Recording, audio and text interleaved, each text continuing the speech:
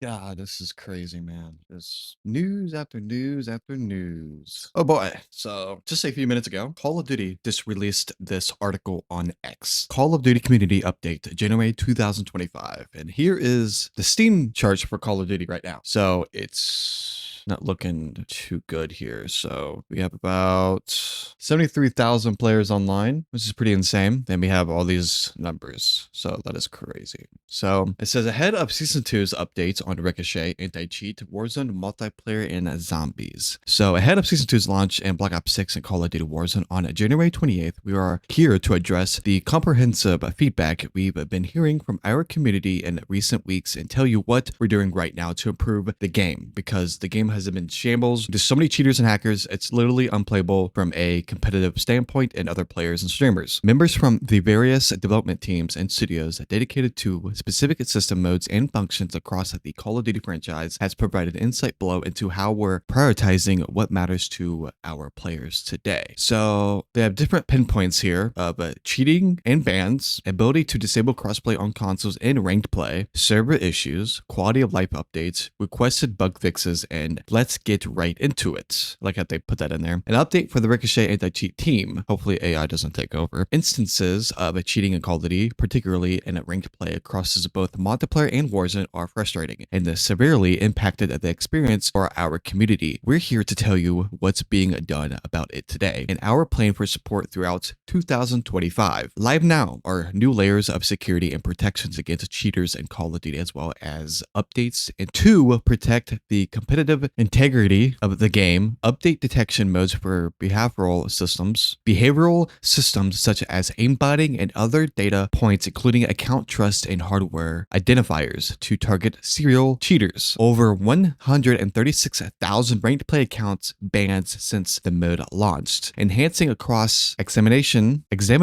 tools focused on reducing the time it takes to action accounts. This is some crazy news so far. So, new detection and warning systems for spam reporting by accounts. Note, malicious reporting is against the security and enforcement policies, which you can read online. It's important to clarify that when a user spams the report button in-game multiple times against a user or someone uses an illegal cheat tool to spam 10,000 reports, and our system does not consider more than one single report from a player versus another, despite what cheater developers are telling players when they try to sell their illegal software. It makes sense, because when streamers spam port players that are not even cheating, we'll get those players shadow banned, which they cannot get into a game, which they will be set into a server that is specifically set in a shadow banned kind of server. That's what they do. So as I explain that right there, it's kind of funny. So that's crazy, man. So new detection and warning system for repeat playing with cheaters' behavior. Note, when a cheater is banned, our system will detect other accounts. It had regularly partied up with a raise flags for investigation to combat boosting and other cheaters' behavior. We have seen community questions about detection methods like IP-based banning. That's funny because we talked about that. We do not utilize IP-based bans for anti-cheat because they tend to take action against entire groups with a range that aren't problematic. For example, a colleague, campus, or internet cafe would be swept under an IP based on ban wave when only a single machine was targeted. In December, we announced that we're implementing major upgrades to the current online to activate kernel level driver in Season 2,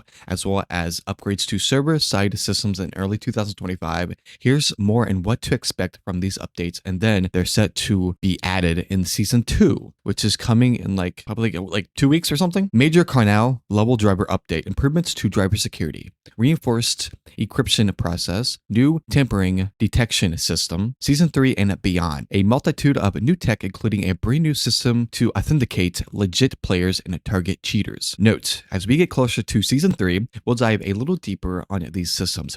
However, it's important we don't provide too many details that could give cheat developers a peek behind the curtain, because if they update the Ricochet anti-cheat and they update it, and if the cheaters provider softwares that are creating these cheaters and they see what they're doing, they can catch up on the updates they're doing to the Ricochet, so they can pretty much work their way. It's pretty much like a workaround of their new updates of the cheaters, so they can actually keep cheating pretty much. So we're not showing down in our mission to shut down cheaters whose only mission is to ruin the fun for everyone else. And we're confident that the combination of that updates above, as well as ongoing improvements to our detection system and Activision's continued legal actions against illegal cheats sellers, will provide a demonstrably healthier gameplay experience going forward. Server stability, packet loss, and lobby crashing. God damn, dude, Call of Duty has the worst connection problems. Even playing Modern Warfare 3 Zombies, dude, the connection in that game was absolutely garbage. Even in Black Ops 6, it just randomly crashes or the server just starts lagging. Even if you're playing solo, you just tell the connection it's not good. So we've seen community reports of increased rubber banding, packet loss, notifications, and server disconnects. In recent weeks, especially in ranked play, in certain regions where some players may not have access to as many servers as others. We have been monitoring match activity closely, including identifying suspicious accounts that appear in multiple crashed lobbies. The team Demonware has narrowed down some specific causes of these issues that can affect all players. New improvements have been made to Call of Duty servers infrastructure this week to reduce targeted causes of malicious activities in our infrastructure and players. While this is an industry-wide issue, we remain committed to combating individuals and organizations who intend to ruin the gameplay experience for others. With all the new improvements now in place for both Black Ops 6 and Warzone, we have already seen improvements in stability on the back end. While this isn't a one-size-fits-all solution for every potential issue with online experiences, we're confident in the results we've already seen in practice. In addition to these improvements, the team has also improved some specific server issues in regions that had recently experienced instability, and we continue to act quickly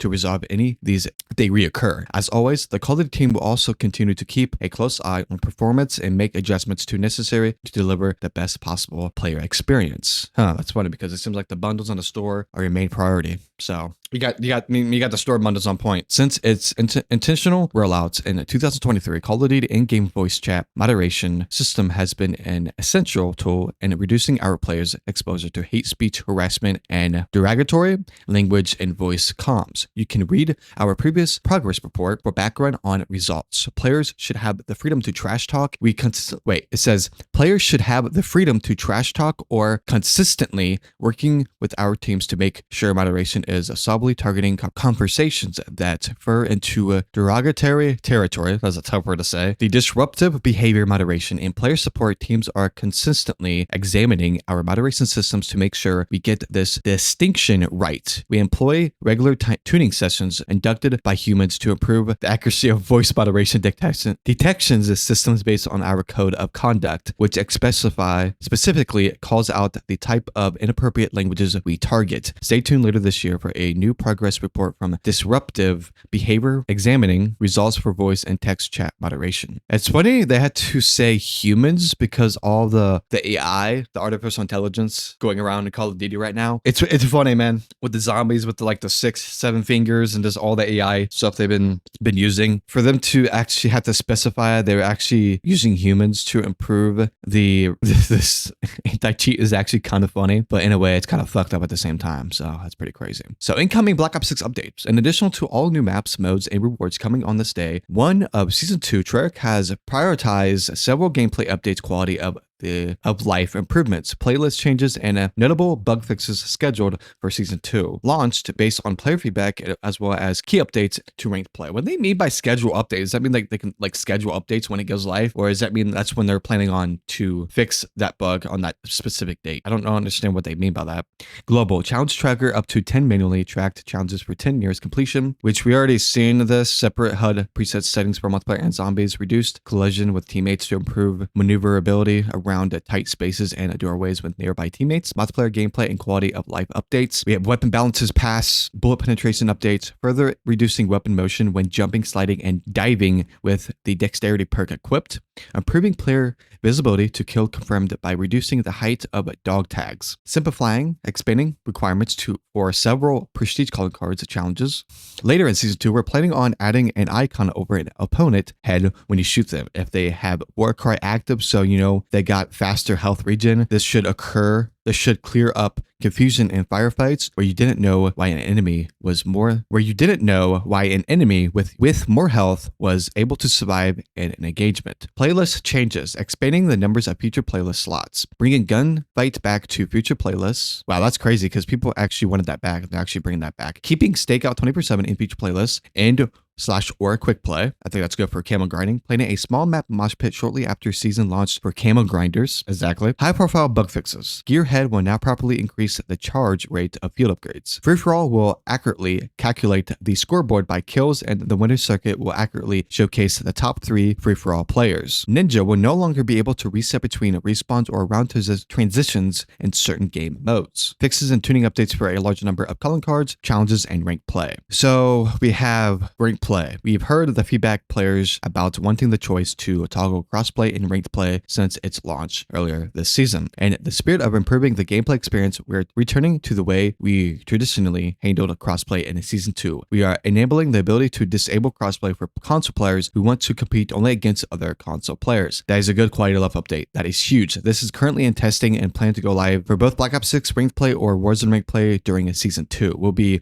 monitoring closely, and we will consider further changes to prioritize the integrity of the ecosystem. We have more details to share as we get closer to the launch of this feature. So the vote for forfeit features incoming at season 2 launch, which allows players to vote with their team to end a match early if the team is getting blown out. If you lost a teammate, forfeited matches count as a standard loss and do not result in SR penalties of suspensions. The ability to rejoin ranked play matches is also planned for later in season 2, which also it should help to ensure further teams and matches if players experience disconnect. That's actually very huge. This aspect of gameplay quality of life is actually in Rainbow Six. They should add a thing where if cheaters are interrupting your game, you should get that your points back from that loss of game because of cheaters. That is huge. Then if you disconnect, you can reconnect, just like Rainbow Six, and a lot of other games do this as well, which is really nice.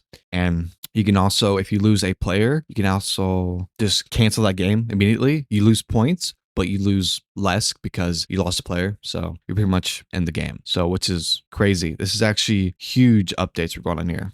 So the ability to rejoin ranked play matches is also planned for later in season 2, which should also help to ensure fully teams in matches if players experiences a disconnect. That's very huge also. So yes, new season 2 ranked play rewards will include camos for gold ranks and up, Jackal PDW blueprint for 10 wins, large decal for 100 wins. Zombies, as mentioned in Treyarch 115 day celebration, players will be able to jump into the Tomb, the newest zombie map at the start of season 2. The team remains committed to putting player fun first, squashing leftover bugs, and keeping new zombies content coming throughout the post-launch seasons. So if the team remains committed to putting their player fun first, stop nerfing fun regardless. You keep apologizing every time you nerf something that's good, and the community gets heated over it because you nerf something that doesn't need to be nerfed. Like, stop. It's just, in addition to challenges tracking and per mode HUD preset settings, upcoming zombies quality of life updates, including co-op pauses in matches where everyone is in the same party. The host will be able to pause the game, AFK, kick loadout recovery. If a player is kicked for going AFK in a co-op game, they now have their loadout essence and salvage restored when rejoining. This article is huge. That's what C said. Incoming Warzone updates. Let's talk about season 2 for Call of Duty Warzone. We've made the decision to prioritize focus on gameplay tuning, adding more quality of life, and addressing ongoing bugs. This means that in order to deliver meaningful improvements to our players, new content originally planned for season 2 has been shifted to create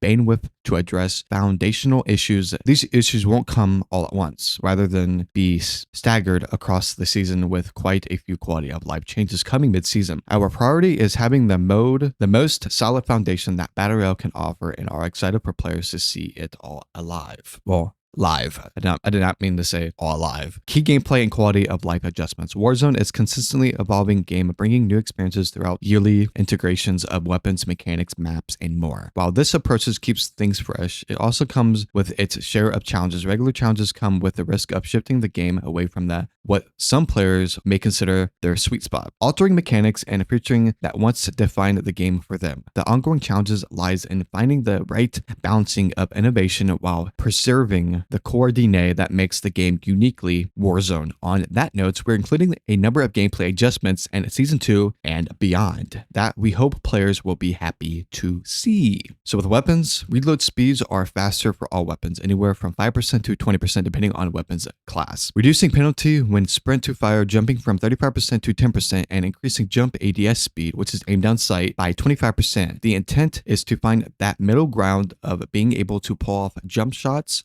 without it being the meta movement strategy. Adjusted bullet penetration across modes materials, resulting in a more consistent experience for thicker walls in particular. Weapons swap speed increased by 10%, effectively replicating the effect of the Quick Grip Glove perk from the Modern Warfare. Quick burst and semi-auto rifles and low rarity pistols from ground loot, allowing more confidence and knowing how your weapon will fire when you pick it up. Movement increase both jump speed and successful jump heights with one unmodified successful jump. Increased the speed of the parachute cut animation, making cutting a parachute and rating your weapon more significantly faster. I know back in like the classic Warzone is you can actually parachute and like uncut it and then shoot people at the same time, then like go back into parachute. I don't know why they removed that, but that shit was badass. That was like some like Tomb Raider type shit there.